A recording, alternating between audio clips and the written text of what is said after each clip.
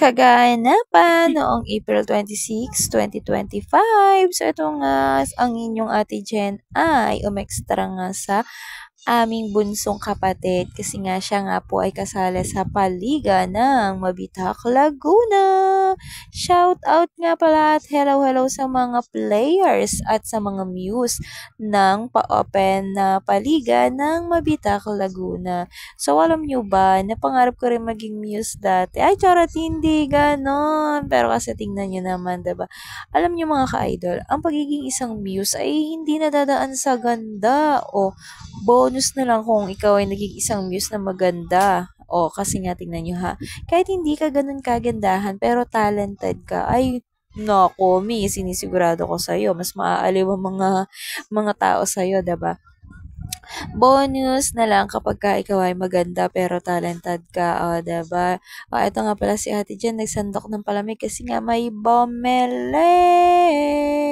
So, ito nga pala mga ka-idol, ito ang negosyo ng aking mga kapatid. So, tatlong kapatid ko yung nagtitinda ng fishball. Alam nyo ba dati, hindi naman sa minamaliit ko yung pagtitinda ng ganitong kakanin ha. Kasi alam niyo mga ka-idol noon, nung ako'y high school pa, natatandaan ko na pinagtatawanan ako ng mga kaklase ko kasi nga tatay ko nga ay nagtitinda ng fishball. Alam niyo yun, ang tawag nga sa akin ng mga taga-Saudi noon ay kikiambaga o fishball. Parang hindi ko na matandaan kasi ang tagal na nung biruin mo yun.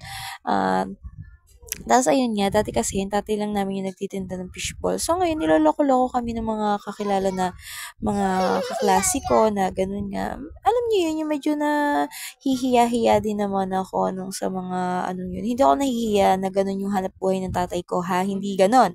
Yung alam niyo yung basta, kung kayo ay nakakaranas ng pang-aapi ng ibang tao, pangungutya, edi mararamdaman mo kung ano yun. So, yun na nga.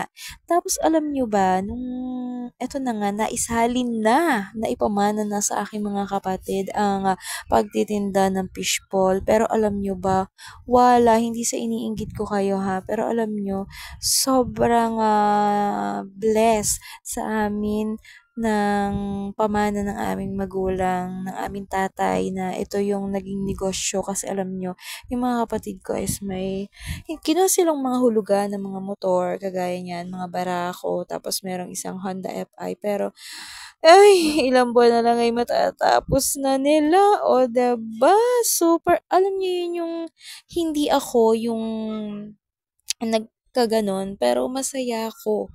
Kasi nga, alam nyo, isang tri-bike lang at bike ang meron kami noong lumipat kami sa Balitok. Pero, ay, blessing kasi talaga namang sabihin natin hindi pa kami umaangat pero yung nakasadya ay talaga namang basta alam mo yun yung blessed na tayo niyan kahit na hindi pa tayo alam niyo na yun yung hindi pa is super stable pero may pinagkukunan, may sapat kumbaga kahit papaano, 'di ba? At blessed na sa atin yun. So, by the way, kami ay hindi pa nga nakakapagsimula ng pagtitinda rin, pero kami ay nagkaroon din ng opportunity na magkaroon ng motor. At yun nga ang aming si Blacky. So, mga minsan na ipopromote ko siya. Ay, charot, hindi ipopromote. Papakita ko rin sa inyo. So, ayun lang. Thank you for watching!